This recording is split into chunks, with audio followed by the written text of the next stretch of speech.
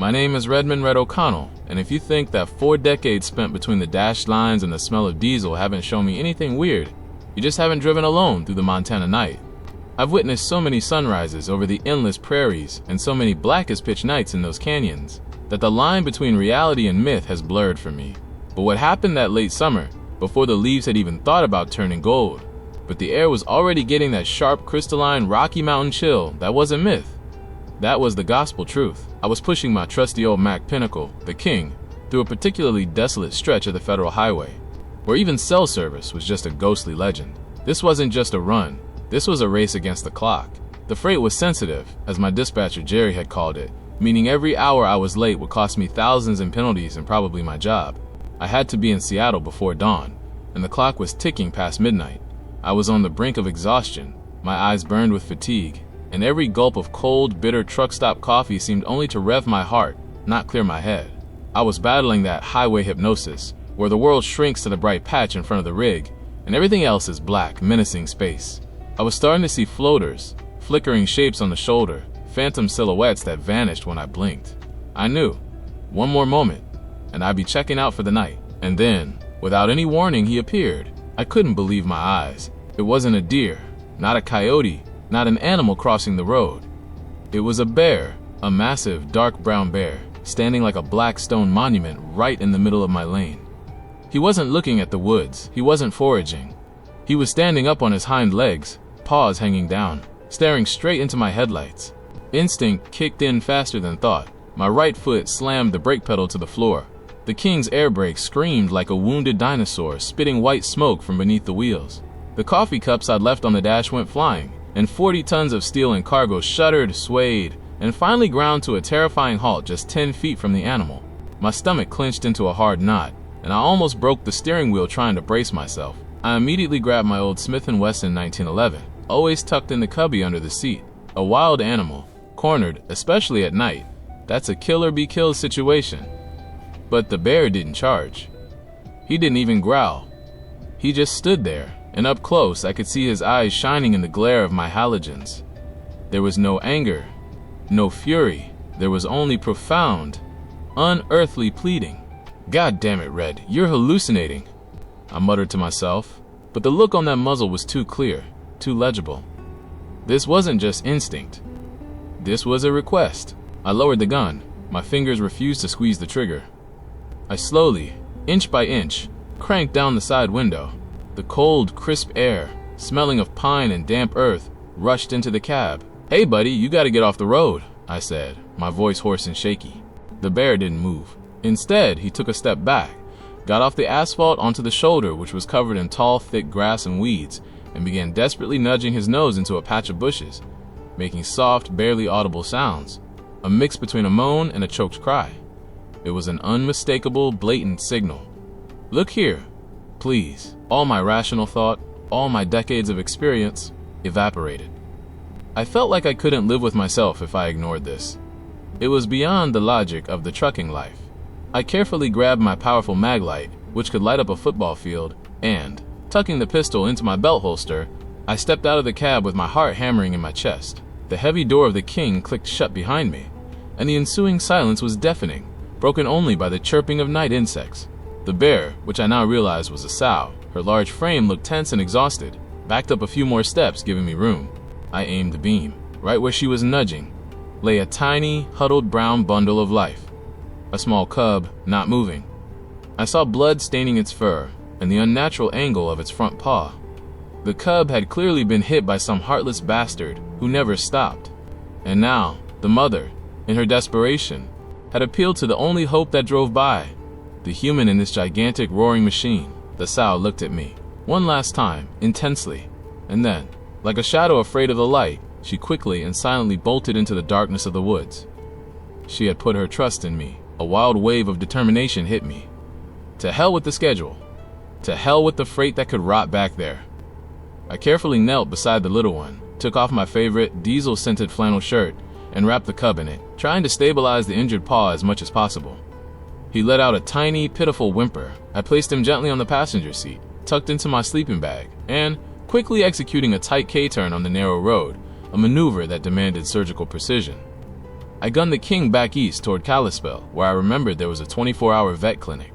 The call with Jerry was frantic, but I cut him off. I saved a life, Jerry. That's more important than any box. You handle them. I'll be back when he's safe. The vet, a small, fragile woman named Abby, was understandably shocked to see an old trucker carrying a bear cub. She quickly examined him.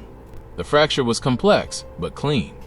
No life threat. After a few hours, the cub was bandaged, casted, and medicated. Then came the question, what now? Releasing him now meant certain death, and that's when I made my second crazy decision. I took him with me.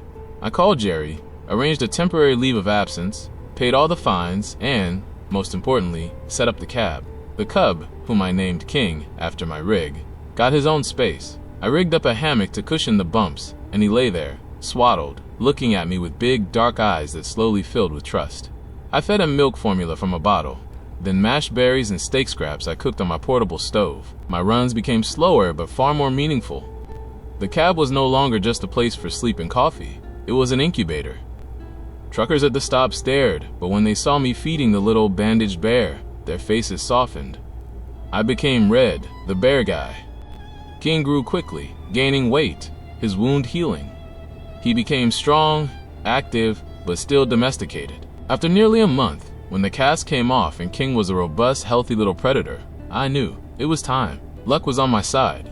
Jerry found me a run that took me back on that very highway in Montana. I drove, feeling a knot of fear and elation in my chest. I knew she was waiting.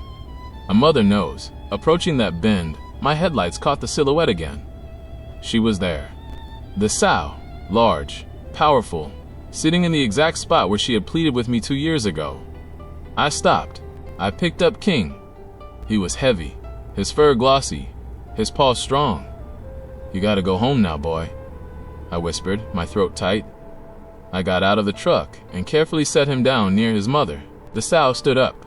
The tension was electric. King, for a moment, darted back toward me, toward the familiar scent, the safety of the cab. But then, her roar echoed from the woods, not threatening, but deep, joyful, soul-wrenching. It was the sound of a mother greeting her lost child. King froze. He listened then. As if launched by an invisible spring, he bolted forward. They met, sniffing each other, the mother licking his now healthy paw, and I stood there feeling the tears stream down my cheeks, relief mixed with heartbreaking farewell. Then they both, mother and son, turned and silently vanished into the blackness of the woods. I felt an amazing, aching emptiness in the cab. The debt was paid. I was free. 2 years went by. A long time. I had almost forgotten the whole story. It had become part of my bear folklore that I occasionally shared with other drivers. And again, the same road, the same night. I was driving, fighting off sleep, and again my headlights picked up a massive, formidable silhouette in the middle of the asphalt. This was no ordinary bear. This was a giant, much larger than King had been, possibly King himself, grown into a mighty male. I instinctively hit the brakes. But this time, there was no pleading in his gaze. There was unwavering, commanding focus. He stood there, staring at me like a sentinel. I shone the maglite all around, searching for a sign of trouble. Nothing. What is it, buddy? I whispered. He stood. A minute, then another. His silence was heavy, like lead. Then he slowly, with great dignity, nodded his head and walked into the woods, taking his time. It was strange, but I felt obligated to listen to him. I felt like he had detained me. I started the engine again, feeling odd, as if I'd just been dressed down, and drove on. A few miles later, the road entered a narrow, dark gorge where the cliffs loomed overhead. It was the most dangerous stretch. And there, right in the middle of my lane, was a pile of rocks. Huge, sharp boulders. A fresh rock slide that completely blocked the road. It would have been impossible to spot until the last second, and at the speed of my rig, I would have slammed into it, and the cab would have been crushed flat. A cold sweat broke out over my entire body. The bear, he knew. He was waiting for me. He had stood on the road to buy me time, those critical 5 minutes necessary for the slide to happen without me there. He had paid the debt. The bear I saved, my little King, had repaid me in full, asking nothing in return. I climbed out of the truck, looked at the fresh, jagged edges of the rockfall, and then at the dark, impenetrable wall of the forest. I took off my cap, feeling the cold night wind. Thank you, buddy. My voice was barely a whisper. You paid the tab, and you saved my life. I still drive through Montana, and every time I pass that stretch, I always stop, get out, and leave a treat on the shoulder. Some berries, honey, something they like. I don't know if it's King or someone else from his kin, but I know one thing. There are debts in this world that aren't settled by men. They're settled by the kings of the forest, and their gratitude can run far deeper than any humans.